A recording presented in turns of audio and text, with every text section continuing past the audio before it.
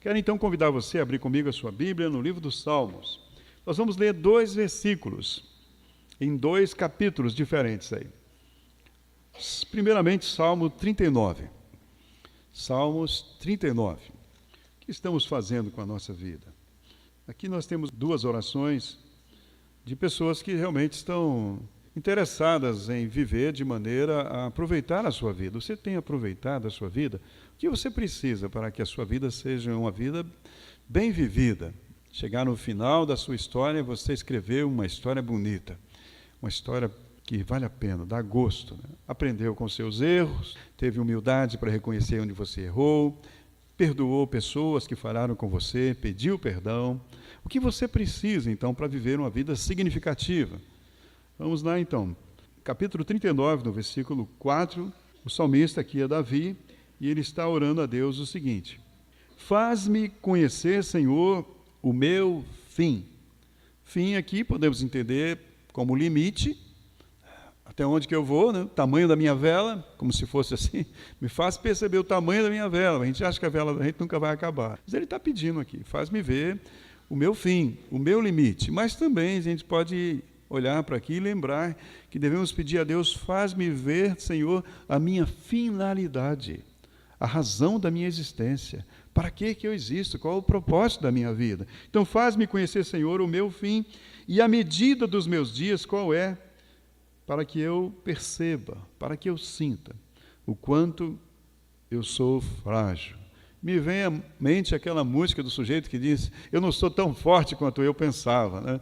Às vezes vem as situações difíceis na vida e a gente é levado a reconhecer que somos frágeis, mais frágeis do que gostaríamos e do que queremos admitir. Outro texto, Salmo 90, versículo 12. Aqui é Moisés, o salmista. Quem escreveu esse salmo aqui, o Salmo 90, foi Moisés. A oração de Moisés é a seguinte: ensina-nos a contar os nossos dias, também preocupado com a sua história, né? Com o tempo de vida. É alguém que quer saber como usar bem a sua vida, os seus anos. Ensina-nos a contar os nossos dias de tal maneira que alcancemos corações sábios. Vamos falar com Deus. Senhor, Tu és o nosso Deus, aquele que criou cada um de nós e tem nos sustentado. Crendo ou não no Senhor, todos nós dependemos do Senhor. Não somos autoexistentes, não temos controle sobre nossas vidas, sobre as enfermidades, e dependemos então da Sua graça e da Sua misericórdia e precisamos do Senhor, acreditando em Ti ou não. A verdade é que precisamos de Ti. E estamos rogando a Sua misericórdia sobre nós, pedindo que o Espírito do Senhor fale aos corações. É o Senhor que pode revelar os segredos de cada um para si mesmo. Pode mostrar para nós a nossa intimidade, o que está dentro do nosso coração, as nossas dúvidas, e resolvê-las, Pai. Portanto, estamos rogando que fales aos nossos corações. Traga alento para o nosso ser, paz, nos desafie também, nos exorte, faça aquilo que é necessário, Deus. Mas abra os nossos ouvidos para ouvir o Senhor. Nós te pedimos em nome de Jesus. Amém. Entre esses 2 personagens aqui, Davi e Moisés, entre eles há um espaço de tempo de cerca de 300 anos. Davi viveu cerca de pouco mais de 300 anos depois de Moisés. E nesse salmo nós vemos esses 2 personagens diante da mesma situação, da mesma inquietação. O que os inquieta? A brevidade da vida. Realmente, às vezes ela está passando e a gente não quer acreditar que vai morrer, não quer acreditar que está ficando velho. Me lembro da minha mãe aos 90 anos fazendo planos para mais, talvez 90 anos adiante ainda. Ela disse que só lembrava da idade dela quando ela olhava no espelho. Mas, fora disso, a cabeça dela estava girando direto e ela queria ir mais, né? Me lembro também daquele senhor que o pastor Luiz visitou no hospital, 92 anos, e o pastor Luiz falou de Jesus para aquele homem. apresentou Cristo para ele e mostrou a ele quanto todos nós precisamos de Jesus, pois sem Jesus nós estamos perdidos, não temos esperança, não há nenhuma garantia de um futuro melhor, não há nada sem Jesus. Ele disse: ninguém vem ao Pai senão por mim. Disse Jesus assim: se eu não estiver na sua história, você não consegue entrar na presença do Pai, pois foi eu que paguei o seu pecado, e pecado não entra na presença do meu Pai. Se eu não for o seu Salvador, você está perdido. O pastor Luiz pregou o Evangelho para ele. Mas ele tinha uma visão errada de uma vida com Deus, como muita gente tem.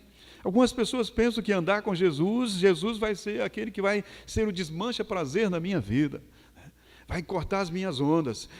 Se ele entrar na minha vida vai ficar sem graça, eu não vou poder fazer mais nada. Essa é a ideia que muita gente tem. E essa era a ideia que aquele homem de 92 anos tinha lá no leito do hospital. O pastor Luiz fez um apelo para ele, um convite para ele crer em Cristo. Ele disse para o pastor Luiz: meu pai viveu até 105 anos. Eu estou muito novo ainda. Eu vou aproveitar mais a vida, depois vou pensar em aceitar Jesus. Quanto mais o tempo passa longe de Deus, mais o seu coração endurece. E mais você vai acreditando nas mentiras do seu próprio coração. Então, nós precisamos, a exemplo de Davi, a exemplo de Moisés, nos atermos à nossa brevidade, à nossa realidade. Eles estão preocupados com isso, com a vida que é breve em si mesma, a Bíblia diz que ela é como um vapor. Estão preocupados também com os dramas da vida, com as dores e com a finalidade do viver, o propósito do viver. E tendo passado, então, cerca de 3.000 anos de Davi até o tempo que nós estamos vivendo aí, essas indagações ainda são as mesmas nos nossos corações. Aquilo que passou na preocupação deles, no íntimo deles, passa também nos nossos corações. Como podemos aproveitar a vida, verdadeiramente ter certeza que nós estamos desfrutando a vida e não estragando a nossa vida? Às vezes a gente acha que está curtindo a vida, mas está num processo de autodestruição. O ser humano é o único ser criado que conspira contra a sua existência, que se volta contra si mesmo, que é dado à autodestruição. Então, como fazer com que a vida venha a ter sentido? Como fazer com que a nossa vida venha a valer a pena? Por que valer a pena? Porque muitas vezes há dias em que nós estamos desanimados. Não sei quanto a você, mas quanto a mim, às vezes as dores, as decepções, o cansaço, a falta de saúde, chega a passar no pensamento: acho que não vale a pena continuar mais, né? Acho que até aqui já deu. Quando você começa a ficar com os cabelos brancos assim, tem esses pensamentos pecaminosos até, às vezes passam na nossa mente. Por quê? Porque parece que é uma pena, é um penar. Viver, numa certa forma, você paga um preço para existir. Você enfrenta desafios, você enfrenta decepções, frustrações, temores, ameaças. Alguém já disse, como vem escrito na carteira de cigarro, né? Fumar faz mal para a saúde. Alguém já disse que viver faz mal para a saúde. Viver desgasta a sua saúde. Quanto mais passa o tempo, mais velho você fica, mais cheio de dor você fica. Então, o viver realmente traz problemas, traz complicações e traz dores. Então, como fazer para que a vida venha a ter significado, fazer com que vale a pena você continuar existindo? E, meus queridos, eu tenho conversado com adolescentes e com idosos, sentado, batido um papo, às vezes me chamam para conversar, ou às vezes acontece a conversa, e eu tenho percebido que tanto adolescentes quanto os idosos têm as mesmas inquietações em relação ao sentido da vida. Às vezes estão desanimados, tem adolescentes que até falam em se matar, e quantos estão tirando a própria vida? Então, estão inquietos da mesma forma. Estão com aquela dúvida: qual o sentido do viver? Qual a razão da existência? Onde encontrar forças? Onde encontrar esperança para seguir adiante, apesar das dores, das dificuldades? Como eu posso ter forças para passar pelo vale da sombra e da morte sem temer mal algum, como Davi disse? Ainda que eu ande pelo vale da sombra e da morte, não temerei mal algum. Como que eu posso ter esse mesmo discurso, de maneira que não seja da boca para fora, de maneira que realmente essa seja a minha verdade, essa segurança esteja dentro de mim. Como que eu posso ter isso na minha vida e falar com autoridade, assim como Davi falou? E com relação a isso, meus irmãos, tanto Moisés como Davi, eles têm a mesma convicção. A convicção é: se não houver uma ajuda, uma direção de Deus, uma intervenção de Deus diretamente na sua vida, não há esperança. Se você não se encontrar com Deus e não começar a andar com Deus, se Ele não for presente na sua vida, se você quiser andar por conta própria, sozinho, você vai perder o ânimo, você vai perder a direção. E ânimo nos faz lembrar de vida. Ânimo é vida. Ânimo, animal, está vivo, está existindo, está mexendo, está movimentando, desenho animado que movimenta. Então, o seu movimento, a sua motivação para existir, depende do combustível que só Deus pode colocar dentro de você. Um viver que vale a pena. Você pode ter motivações erradas para viver, não é? Mas um viver que vale a pena, só Deus pode colocar a motivação, o motivo para agir dentro de você.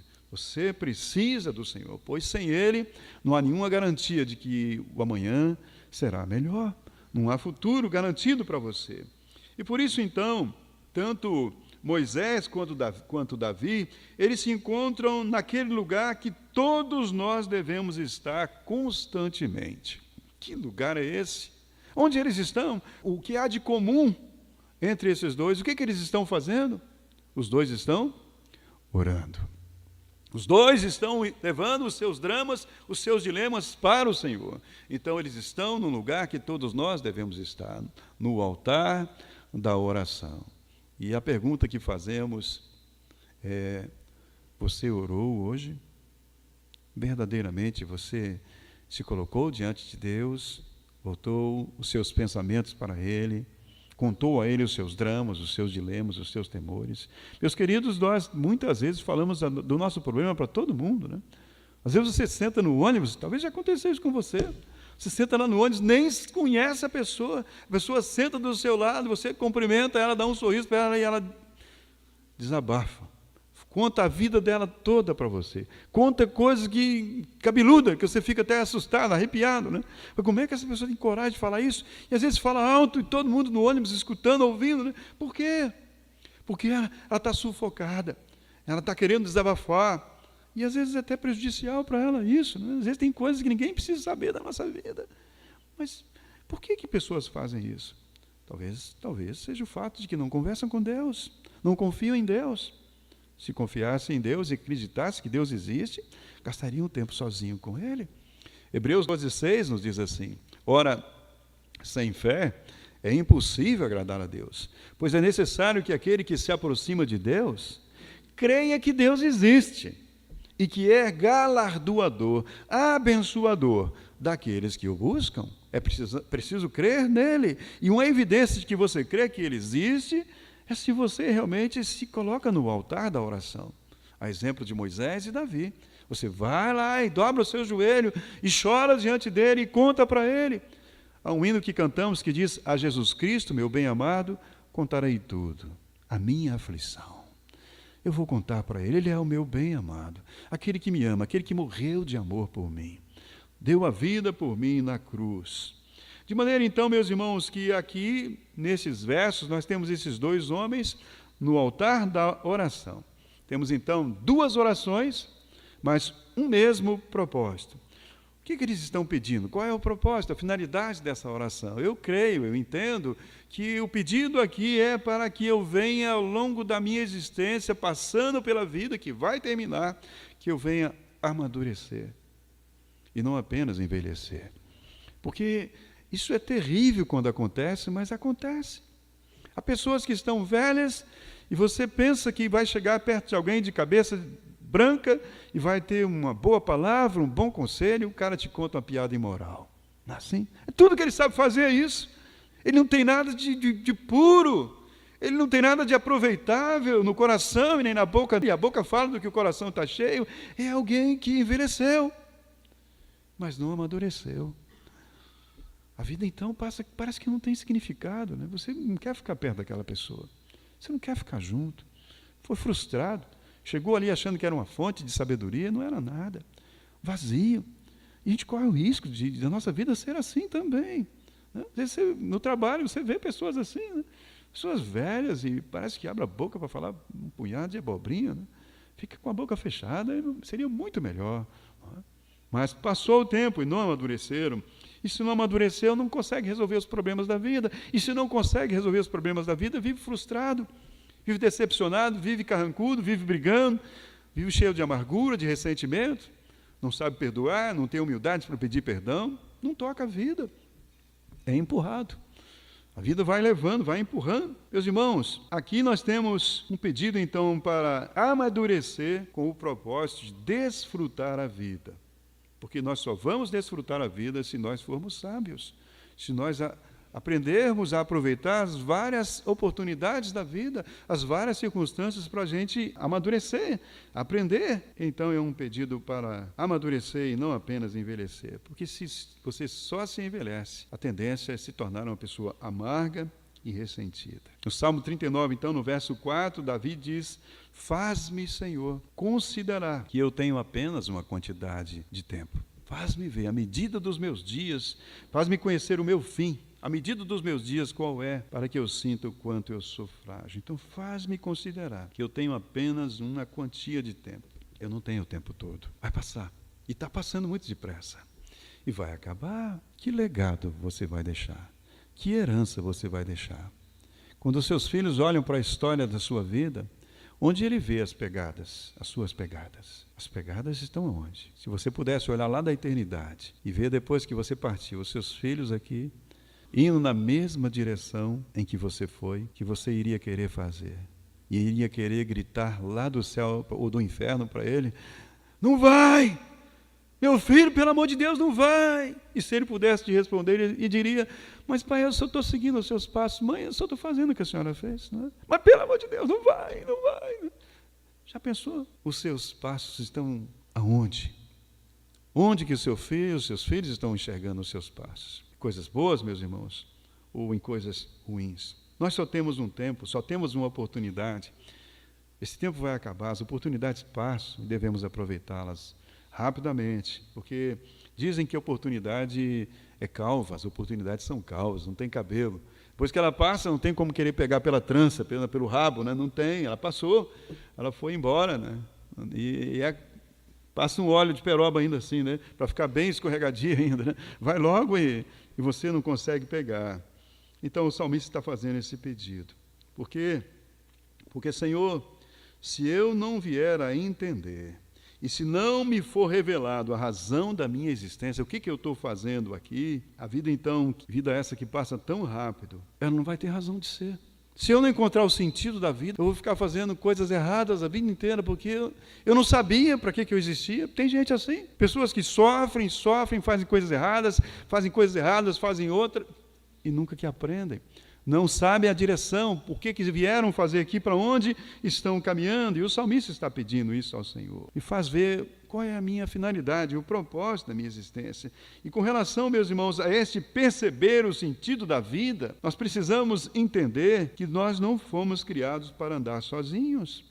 Você se acha muitas vezes sozinho, né? E às vezes solidão é terrível. Solidão é uma coisa terrível mesmo.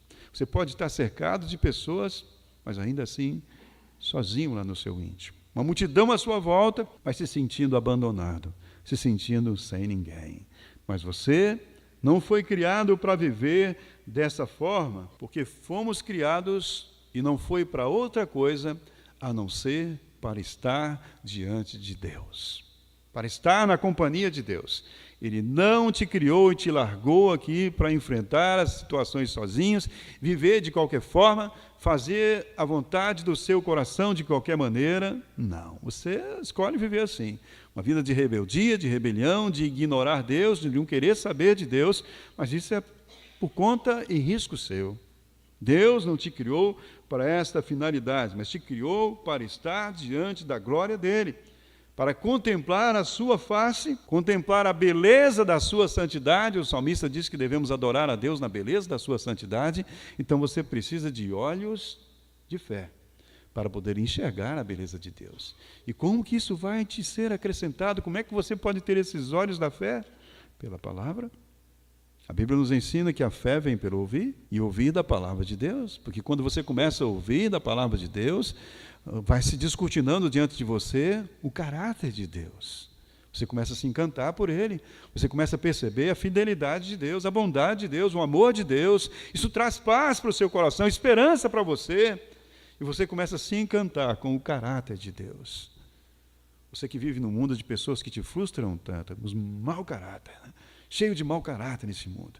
Mas quando você começa a olhar para Deus, Ele é digno da sua confiança, Ele é fiel. Então você começa a perceber a beleza dEle e você começa a entender o propósito da sua existência. Você foi criado para adorar a Deus na beleza da sua santidade. Por quê? Porque quando você começa a contemplar quem Deus é, o seu coração começa a se encher de segurança. Ele é um porto seguro.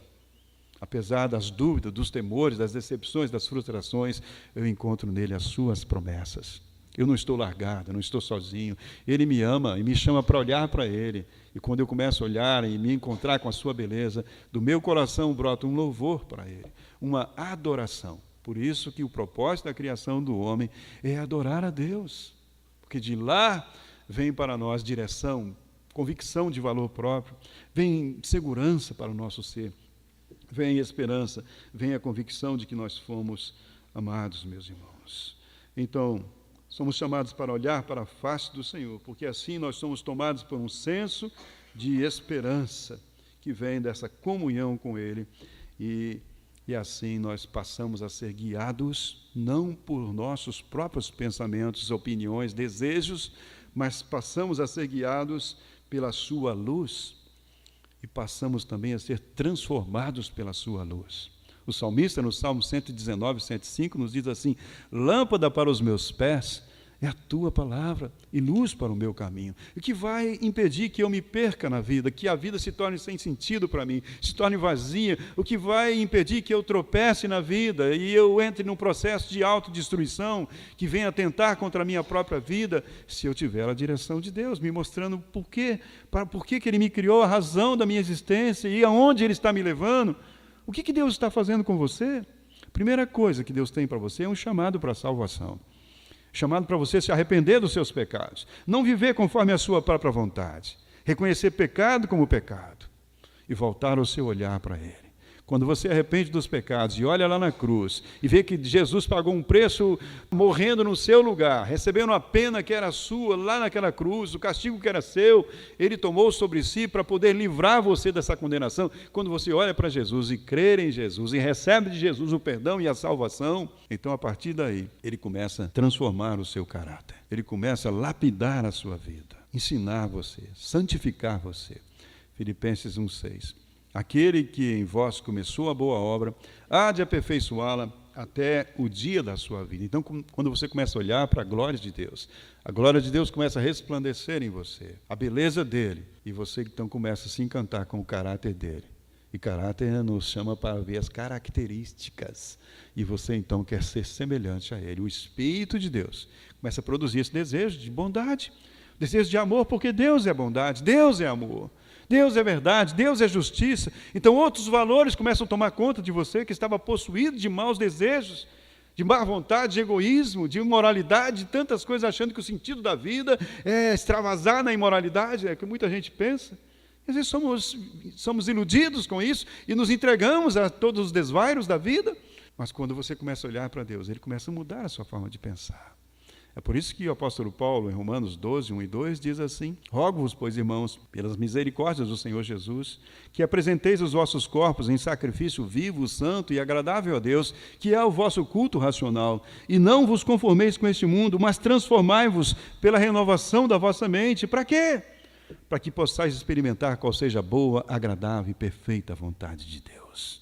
E é aí que vem, então, a paz, porque você está começando a vibrar na mesma frequência que Deus, a concordar com Deus, e começa a ouvir cada vez mais a voz de Deus, como um rádio que vai entrando em sintonia com a rádio, e começa a ouvir sem barulho as coisas começam a fazer cada vez mais sentido na sua vida, e o Espírito de Deus vai guiando o seu ser. E, meus irmãos, temos que dizer em relação a isso, Deus nos chama para a presença dele. E embora, irmãos, o pecado tenha nos deixado, segundo Romanos 3:23, destituídos da glória de Deus, não é isso? Vimos nos Nebes, estivemos vendo lá. Todos pecaram e destituídos estão da glória de Deus. Então, embora o pecado tenha nos deixado assim, culpados perante a sua justiça e sem condições de entrar na sua presença, Romanos 3:24, se você abrir a sua Bíblia aí, você vai ver a garantia que Deus nos dá. Romanos 3:23 nos dá essa notícia ruim.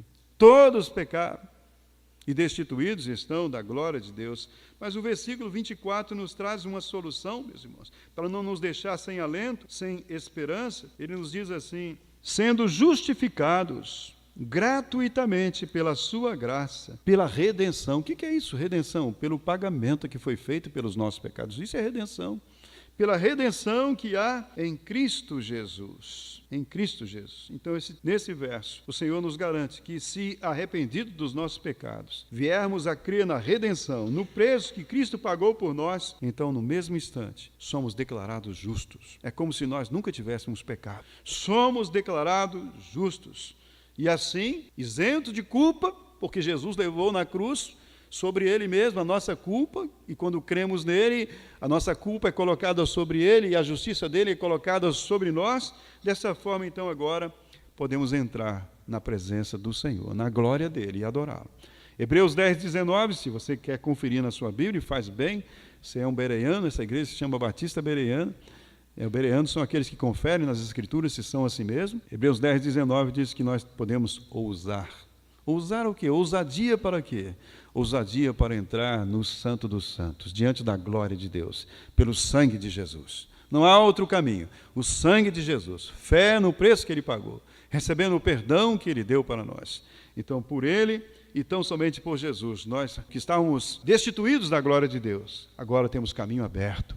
Podemos entrar na presença do Senhor, nos encantarmos com o amor dele, com a bondade dele, e nos envergonharmos com a nossa maldade, com o nosso ódio, com o nosso mal, com o nosso egoísmo, nos envergonharmos também, cada vez nos prostrarmos e reconhecermos mais e nos quebrantarmos mais, porque quanto mais você perceber a beleza de Deus, mais você vai ver também a sua feiura. E mais você vai se colocar com responsabilidade diante de Deus pelos seus atos errados e vai contá-los para Deus e pedir ajuda para Ele mudar a sua forma de existir. E mais Ele vai transformar você e melhor a sua vida será. As suas atitudes irão mudar. Isso é vida com Deus, não é religião, não. Religião é só vir na igreja, volta para casa, vir na igreja, briga com a mulher de novo, chuta os cachorros, solta o passarinho do seu filho porque ficou com raiva. Religião é assim. Você é uma encrenca. Onde você está, a encrenca está. O religioso não muda nada na vida dele. Mas aquele que anda com Deus, ele se torna uma bênção na vida dos outros. Pode até soltar o passarinho. Né? Se não for passarinho criado no cativeiro, deve soltar mesmo. Né? Às vezes tem gente que tem passarinho, porque é passarinho que não sabe viver sozinho. Né? Mas pegar na passarinho da natureza para aprender, isso é pecado, viu? Caçar ainda é crime. Além disso, é crime. Né? É maldade. Então, meus irmãos, nós podemos entrar na presença do Senhor. Então, pela fé, Davi que faz essa oração aqui. Olha Davi, olha o que ele está pedindo a Deus. Nós devemos também pedir isso. Interessante, Davi não está pedindo dinheiro para Deus, não está pedindo saúde para Deus, não está pedindo para cair um raio na cabeça daquele meu vizinho lá que está me incomodando. Queima, Senhor. Que história é essa? Que orações todas que a gente escuta por aí, né? Nada disso, Davi não está falando nada disso, gente. Me dê sabedoria, Senhor Deus. Me faz enxergar o que é a vida. O que é o viver? Eu quero ser dependente do Senhor, eu quero ver que eu sou fraco. Não quero ficar me achando o cara, não, para enfrentar tudo. Não. Eu quero depender do Senhor, eu quero andar na sua presença. Então, pela fé, Davi tinha essa liberdade de entrar na presença de Deus, adorar ao Senhor, confessar a Ele os seus pecados, contar a Ele os seus temores e buscar em Deus a direção para a sua vida. Será que você não está precisando disso também? Qual foi a última vez que você foi com intensidade para a presença de Deus, chorou na presença de Deus, contou a Ele a sua história, o seu desespero, os seus temores, as suas culpas, e pediu graça e misericórdia dEle para você? Transforma minha vida, Deus. Eu não quero ser o homem que eu tenho sido, a mulher que eu tenho sido a vida inteira. Eu quero ser bênção na vida dos meus filhos. Eu quero pisar e deixar marcas que os meus filhos possam seguir um dia. Marcas de bênção, que irão levá-los para uma vida abençoada. Davi está pedindo isso a Deus. E olha que Davi errou muito na vida, hein? Vamos lembrar disso. Davi foi um homem que falhou muito, mas o Senhor não o lançou fora. Não o lançou fora. Quando nós vamos para Jesus, nós não ficamos perfeitos da noite para o dia, mas Ele vai nos aperfeiçoando. E se nós erramos nessa caminhada, a promessa dele, aquele que vier a mim, de maneira alguma o lançarei fora. Ele vai, à medida que confessamos os nossos pecados, Ele vai nos perdoando e vai nos transformando. E nós vamos dependendo cada vez mais dele, e mais Ele vai trabalhando em nós. Meus irmãos, foi essa dependência, essa consciência da dependência de Deus que levou Davi a orar dessa maneira. A pedir a Deus, Senhor, faz-me considerar a minha medida de tempo para que eu perceba o quanto eu sou uma nuvem passageira, o quanto meu tempo vai acabar rápido, o quanto eu sou frágil, para que eu perceba, Senhor Deus, o quanto tudo passa tão rapidamente, para que assim eu não venha gastar a minha vida de maneira inútil, correndo atrás de coisas que não valem a pena, correndo atrás do vento, para que eu não procure dar sentido ao viver com experiências tolas, com experiências egoístas, para que eu não faça da minha vida frágil uma cobaia. E a gente faz isso às vezes, né? Experimenta aqui, experimenta ali, vive pedindo esmola de amor para todo mundo, se agarra com esse e ele te dá uma paulada, se agarra com o outro, te frustra de novo, né? Se joga para cima de um, para quê? Espera em Deus. O salmista diz, Salmo 37, 5, entrega o teu caminho ao Senhor. Não entrega para qualquer bandido aí não, qualquer sirigaita não faz isso com você, está fazendo de você um cobaia. Entrega o teu caminho ao Senhor, confia nele, e no mais, Ele fará.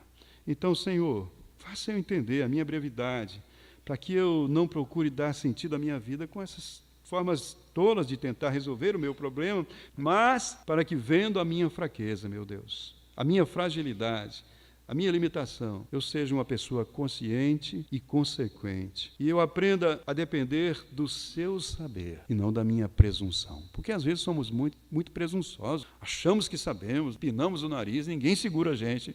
Eu vou fazer do meu jeito mesmo, eu vou resolver. Presunção. Nem sabe o que tem lá na frente. É como alguém que está querendo ultrapassar numa curva e se dá mal. Então, Deus, que eu aprenda a depender da sua palavra e não do engano do meu coração. Meus irmãos, então essa é a percepção da fragilidade humana que Davi teve. Foi essa percepção da sua necessidade de depender da direção de Deus que trouxe sentido para Davi. E foi isso também que levou mais tarde, bem mais tarde, o apóstolo Paulo a dizer, lá em 2 Coríntios, capítulo 12, no versículo 10, quando eu sou fraco, é aí que eu sou forte. Você quer ser forte de verdade? Seja fraco diante de Deus. Perca para Deus. Perca. Entregue tudo para Deus. Deixe Deus ganhar de você. Negue a si mesmo, porque você será forte quando você se enxergar frágil diante de Deus. Paulo disse isso. Quando eu sou fraco, quando eu admito com humildade que eu preciso da força de Deus, é aí que eu sou forte. Então eu devo lembrar que o viver não é um viver para ficar experimentando coisas. Eu não posso fazer da minha vida um cobaia. O viver é como você pular de paraquedas. Se der errado da primeira vez, já era. Você só tem uma vida para viver. Não pode ficar experimentando para cá e para lá. Você só tem uma vida, você está gastando com o quê? Não tem segunda chance, querido. Hebreus nos ensina ao homem está ordenado a morrer uma só vez. Vindo depois da morte, o juízo. Então eu não tenho segunda chance. Se não der certo, eu sou frágil, a coisa vai complicar. Eu não posso pular no escuro, eu não posso pular guiado pela minha presunção, mas eu preciso dar passos de fé. Eu preciso ser iluminado pelos conselhos de Deus. Jesus diz em João 8,12, eu sou a luz do mundo. Quem me segue não andará nas trevas, mas terá a luz da vida. E Davi reconhece essa sua dependência de Deus, pois ele diz isso, faz-me conhecer, Senhor, o meu fim, ou seja, o meu limite, o meu propósito, para que eu encontre a direção certa e para que eu gaste a minha vida de forma correta. E entrando em Moisés e concluindo, Moisés, no Salmo 90, no versículo 12, Moisés diz ali, ensina-nos, Senhor, a contar os nossos dias, como se tivesse uma ampulheta diante de mim, com as areias caindo, e eu estou vendo ali, passando o tempo. Me ajuda a perceber isso, Senhor.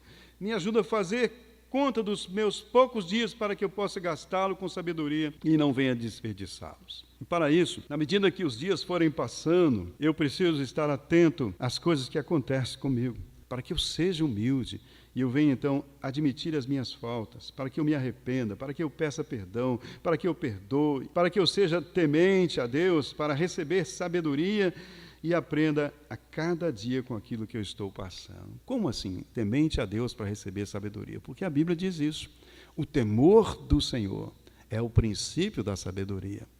Se você não teme a Deus, você pode se virar um velhaco, um espertalhão. Isso não quer dizer sabedoria, não. Sabedoria, para alguém ser sábio de fato, ele tem que andar na presença de Deus. Ele tem que temer a Deus, ser um homem consciente da presença de Deus. Isso é um homem piedoso, uma mulher piedosa, alguém que tem consciência de que Deus está todo o tempo presente, não tem como desviar dele. Então, se comportar como se você estivesse na presença, como você está, na presença de alguém que é o Senhor do universo. Ele está olhando para você, ele está na plateia, e às vezes só ele do seu lado, para te aplaudir ou então para dizer algumas verdades para você. Então, John MacArthur, um teólogo dos nossos dias, um pregador, ele diz o seguinte: a verdadeira sabedoria, ela repudia a independência. A verdadeira sabedoria põe fora a independência e se concentra na soberania e revelação de Deus. A verdadeira sabedoria não é daquela pessoa que depende de si mesmo. É daquele que depende totalmente de um Deus soberano, que sabe de todas as coisas e, assim, obedecendo a Ele, evidencia que confia nesse Deus. Portanto, meus irmãos, sendo o nosso tempo limitado, nós devemos fazer conta de cada momento, de cada situação, e não desperdiçar, pois está passando rapidamente. Vocês passaram aqui por um estudo bíblico, não é verdade? E quero crer que tenha sido uma grande bênção na sua vida. Talvez coisas que você já tinha escutado. Estamos encerrando nessa noite aqui essa série de 4 estudos bíblicos. Você aproveitou? Aproveite. Ao voltar para casa, pegue aqueles 4 estudos. Se você não fez todos eles, peça o seu líder ali para dar para você e preencha. Aproveite o seu tempo, peça para que Deus fale ao seu coração. Então nós somos chamados pela palavra de Deus a considerar isso. Tudo passa muito depressa. Efésios 5,16 diz que nós devemos remir o tempo, pois os dias são maus. Devemos administrar bem as oportunidades, porque o ambiente deste mundo, ele conspira contra o ser bem-sucedido. Agora, como que nós podemos fazer isso? Como que podemos realmente viver a nossa vida sem nos deixarmos levar pelas más influências? Como não desperdiçar a nossa vida? Como que eu posso, sim, realmente, de forma prática, saber que a minha história pode ser mudada daqui para frente? Olha, o salmista lá no Salmo 16:8, ele diz algo bastante interessante para nós nesse sentido. Nós devemos meditar nisso. Ele diz assim: eu tenho posto o Senhor continuamente diante de mim. Por isso que o Senhor está à minha direita, eu nunca vacilarei. Eu tenho colocado o Senhor num lugar de destaque na minha vida, num lugar precioso, lugar de importância na minha vida. E porque o Senhor está à minha direita, eu estou ligado com Ele, estou concordando com Ele, né? Não é oposição, né? Não é oposição na minha vida, está à minha direita. Eu não sou inimigo dele, não estou lutando. Não, porque o Senhor está à minha direita, estou junto com Ele, eu nunca vacilarei. Eu não estou indo conforme o meu próprio coração. Estou aprendendo dele a cada dia. Porque, queridos, na Bíblia, o lado direito é considerado o lado da honra, o lado da proteção, o lado do poder. De modo, então, que para ser sensato, para ser uma pessoa consequente, sábia, você deve dar a Deus o lugar de honra na sua vida. Você deve tê-lo como aquele que tem direito sobre você, aquele no qual você confia e entrega nas suas mãos todas as coisas. Você deve viver da dependência do seu espírito, se deixar iluminar pela sua palavra, para que, dessa maneira, então, você seja submisso ao Senhor, e essa submissão ao Senhor seja a razão da sua vitória. Você vai começar a perceber isso. Enquanto você está andando por conta própria, a sua vida é um sobe e desce, um sobe e desce. Às vezes mais desce do que sobe, né? Mais desce que sobe. Mas começa a depender de Deus. Começa a andar na presença de Deus. Não estou dizendo que você vai ficar rico, não. Que todos os seus problemas vão sumir, não. Mas você vai ter paz. E quando você tem paz, aí que existe um ambiente propício até mesmo para a riqueza acontecer. Até mesmo para as coisas darem certo na sua vida. Que você não está experimentando qualquer coisa, de qualquer jeito, de qualquer hora. Você não é um deslocado, não. Sem cabeça, não. Você pensa nas consequências das suas atitudes, porque você presta contas a alguém. Você está prestando contas a Deus. Então você não se aventura de qualquer forma, você vai orar, sua vida vai mudar, Tenha certeza disso. Tenha certeza disso. Viva na dependência do Senhor. E o salmista, no Salmo 37:4, ele diz assim: agrada-te do Senhor. Por que eu vou me agradar do Senhor? Não é agradar ao Senhor, não é agradar a Ele, não, é diferente. Agradar a Ele seria você fazer algumas coisinhas para Ele na esperança de que Ele vai te dar algo muito maior. Assim que muita gente faz, dá um dinheiro na igreja, porque a igreja, o pastor da igreja falou que se eu botar um dinheiro ali, eu vou ficar rico. É mentira, isso é mentira de pastor, viu? Mentirada. Isso não é verdade, não. Se quiser pôr, põe. Mas porque Ele já te abençoou. Não é com aquela esperança que você vai dar, Ele vai te dar mais, não. Isso aí é pecado. Você está querendo fazer da igreja um cassino. Não funciona isso. Já vou te avisar logo. Mas se você realmente vai para a presença do Senhor, você tem que ir não para simplesmente fazer alguma coisa para agradar a Ele, para Ele te dar algo em troca, mas você tem que ir para perceber quem Ele é e se agradar dEle. Que se descortine diante de você a beleza dele. Aí você se agrada dele. É quando você vê uma pessoa bonita ou um vestido bonito na vitrine e o seu queixo cai. Que coisa linda, né? Isso, você se agradou de coração daquilo. Aí brota de você um louvor em direção àquilo que você contemplou. Isso é se agradar de Deus, conhecer Deus primeiro, porque senão você não pode se agradar dele. Agrada-te do Senhor. E a promessa no Salmo é: e Ele satisfará os desejos do seu coração. Note bem isso. Você sabe por quê? Porque quando você começa a se agradar do Senhor, o seu coração começa a mudar.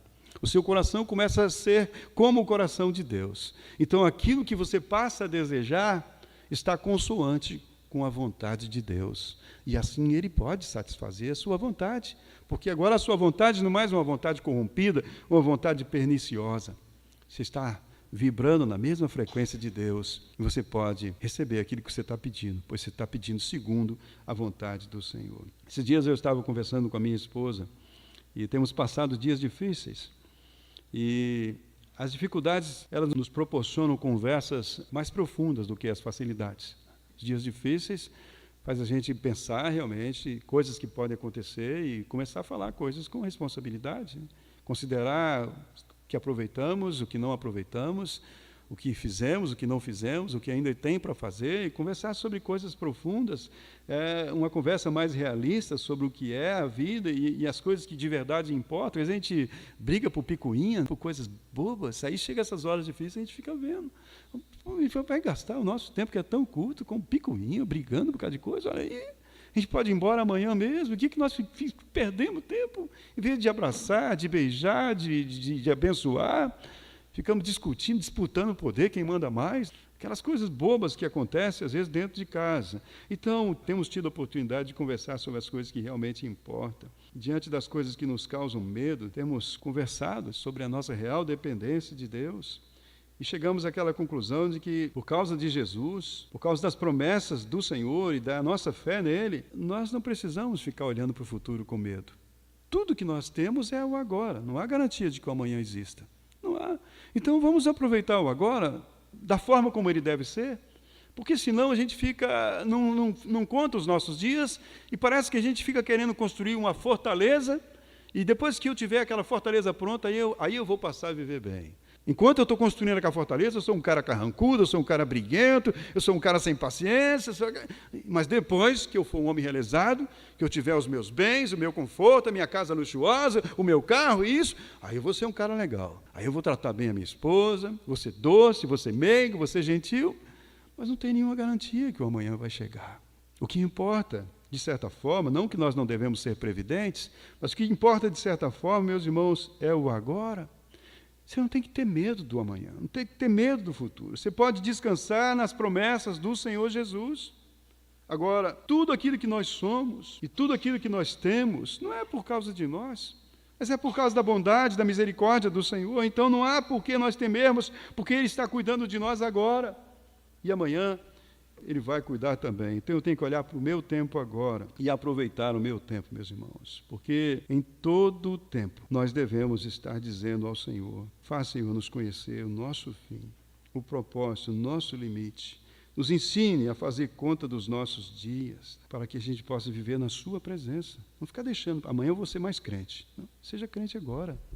Seja hoje. Seja honesto com o Senhor hoje. Vá para a presença dEle e converse.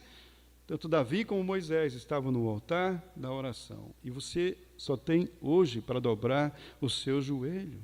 Não tema o futuro, mas tema em não viver na vontade de Deus agora, em não estar no altar da oração agora, porque o que você deve temer é o pecar contra Deus, porque pior do que o mal que nós sofremos é o mal que nós praticamos. E se praticamos o mal é porque estamos fora da presença do Senhor. E nesse estágio de praticar o mal, nós estamos demonstrando que estamos fora da razão para a qual nós fomos criados e estamos desperdiçando a nossa vida.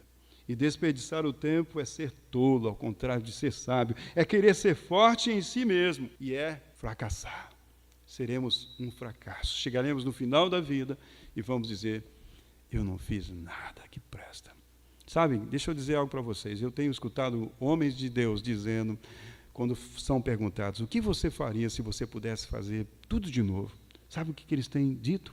A maioria deles, eu oraria mais. Eu gastaria mais tempo sozinho em oração com Deus.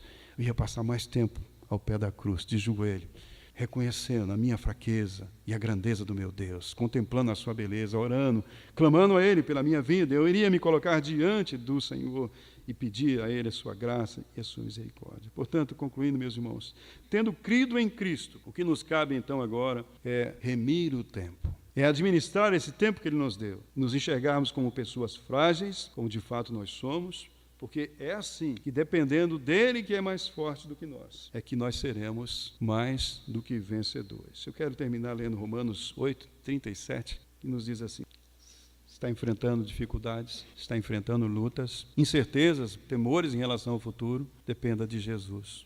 Creia hoje no Senhor Jesus. Entregue o seu caminho a Ele. Creia que Ele ama você, pois na cruz pagou o preço do seu pecado. Então venha para a cruz. Se dobre diante da cruz de Cristo. Creia no sacrifício de Cristo. Ele morreu e ressuscitou para te salvar. E só Ele pode te dar realmente uma esperança além da vida e garantia de que o amanhã será melhor. Paulo, escrevendo aos Romanos, diz assim: mas em todas estas coisas somos mais do que vencedores por aquele que nos amou. Porque estou certo de que nem a morte, nem a vida, nem anjos, nem principados, nem potestades, nem o presente, nem o futuro, nem a altura, nem a profundidade, nem alguma outra criatura nos poderá separar do amor de Deus que está em Cristo Jesus, nosso Senhor. Vamos orar. Deus, louvado seja o nome do Senhor. Não somos o povo do desespero. Temos lembrado disso constantemente aqui. Nós somos o povo da bendita esperança. Estamos aguardando o aparecimento do nosso Senhor e Salvador Jesus Cristo, que há de voltar para buscar os que são dele. São palavras do Senhor Jesus. Não se turbe os vossos corações. Credes em Deus, credes também em mim. Na casa do meu Pai há muitas moradas. Se não fosse assim, eu vos teria dito, pois vou preparar-vos um lugar. E quando eu for vos preparar lugar, voltarei e vos levarei para mim mesmo, para que onde eu estiver, estejais vós também. Ó Deus, nos ajude a estarmos apegados às Tuas promessas e vivemos uma vida de paz, na Tua luz, uma vida conforme a Tua vontade, contando sim os nossos dias, naquele desejo de passar cada momento juntinho ao Senhor, na Sua presença, perto do Senhor andando, para que dia após dia sejamos cada vez mais parecidos com Jesus, que é manso e humilde de coração, e assim tenhamos descanso nas nossas almas. É no nome dele que nós oramos. Amém.